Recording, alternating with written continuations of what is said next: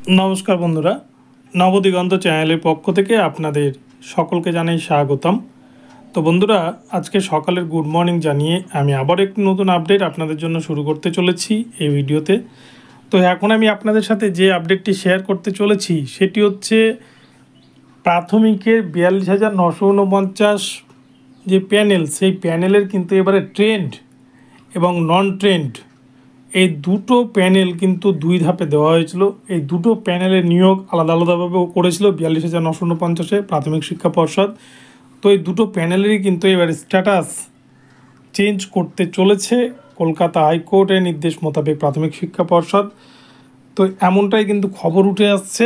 তো আপনাদের সাথে সমস্ত বিষয় কিন্তু এই ভিডিওতে আলোচনা করতে চলেছি। আপনারা সম্পূর্ণ ভিডিওটি দেখুন। ভিডিওটি দেখলে আপনাদের কাছে পুরো বিষয়টি ক্লিয়ার হয়ে যাবে। এবং তার আগে বলে রাখি, যারা প্রথমবার চ্যানেলটি দেখছেন আপনারা অবশ্যই চ্যানেলটিকে সাবস্ক্রাইব করে নেবেন এই ধরনের আপডেট সবার আগে সর্বপ্রথমে পাওয়ার জন্য। তো চলুন তাহলে আমরা দেখে নিই যে কী স্ট্যাটাস 42,949 প্যানেলের চেঞ্জ হচ্ছে, আমরা সেটা দেখে নেব। তো বন্ধুরা, প্রথমে বলে রাখি, আপনারা জানেন 2014 প্রাইমারি টেটকে কেন্দ্র করে 42,949 নিয়োগ করেছিল প্রাথমিক শিক্ষা পর্ষদ এবং তৎকালীন চেয়ারম্যান ছিলেন মানিক ভট্টাচার্য। এবং ওনার আমলেই যত কিন্তু সবথেকে বেশি দুর্নীতির শিকড় পোতা হয়েছিল এমনটাই কিন্তু মনে করা হচ্ছে। এবং সিবিআই এখনও পর্যন্ত কিন্তু তার তদন্ত প্রক্রিয়া চালাচ্ছেন। মানিক ভট্টাচার্য বর্তমানে জেলে রয়েছেন, তিনি কিন্তু এখনও জেল থেকে ছাড়া পাননি।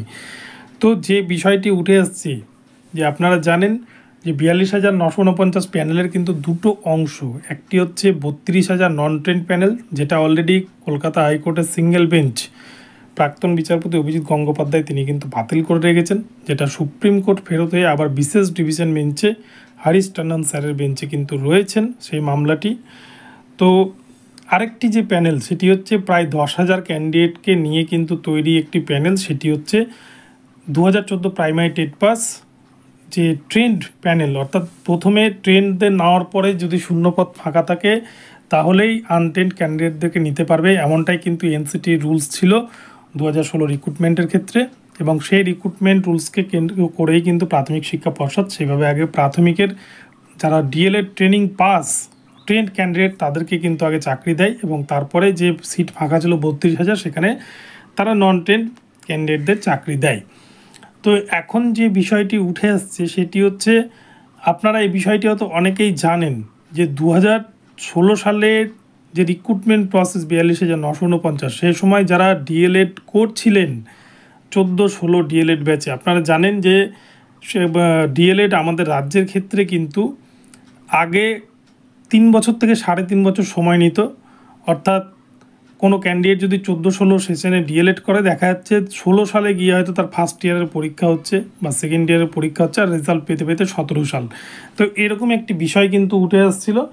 তো এই সমস্ত ক্যান্ডিডেটদের 2016 রিক্রুটমেন্ট প্রসেসে 14-16 ব্যাচের ডিএলএডদের যখন 2017 সালে ইন্টারভিউ শুরু হয়, 2016 ডিসেম্বর থেকে 2017 ফেব্রুয়ারি মাস অবধি কিন্তু ইন্টারভিউ প্রক্রিয়া চলেছিল। এবং এই ইন্টারভিউ প্রক্রিয়া চলাকালীন দেখা গিয়েছে এই সমস্ত ক্যান্ডিডেটের সেকেন্ড ইয়ারের পরীক্ষা হয়েছে, কিন্তু তারা সেকেন্ড ইয়ারের মার্কশিট তারা তখনও কিন্তু হাতে পায়নি। সেই জন্য প্রাথমিক শিক্ষা পর্ষদ প্রথমে তাদেরকে আনট্রেন্ড হিসেবে গণ্য করেন, এবং পরবর্তীতে দেখা যায় বেশ কিছু ক্যান্ডিডেট তারা কিন্তু যখন চাকরি পাননি তারা কলকাতা হাইকোর্টে দ্বারস্থ হন, এবং কলকাতা হাইকোর্ট থেকে অর্ডার পাস করিয়ে তারা কিন্তু অলরেডি কোর্টের নির্দেশ মতো চাকরিতে ট্রেন্ড হিসেবে জয়েন করেন।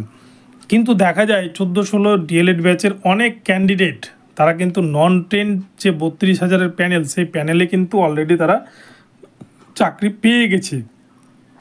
তো এইটা নিয়ে গত পরশুদিন একটি মামলা ছিল বিচারপতি অমৃতা সিনহা ম্যামের এজলাসে, এবং সেক্ষেত্রে বিচারপতি অমৃতা সিনহা ম্যাম তিনি কিন্তু পরিষ্কার নির্দেশ দিয়েছেন যে 14-16 ডিএলএড ব্যাচের যতজন এই 42,000 প্যানেলে রয়েছে তাদের প্রত্যেককে কিন্তু ট্রেন্ড হিসেবে গণ্য করতে হবে প্রাথমিক শিক্ষা পর্ষদকে।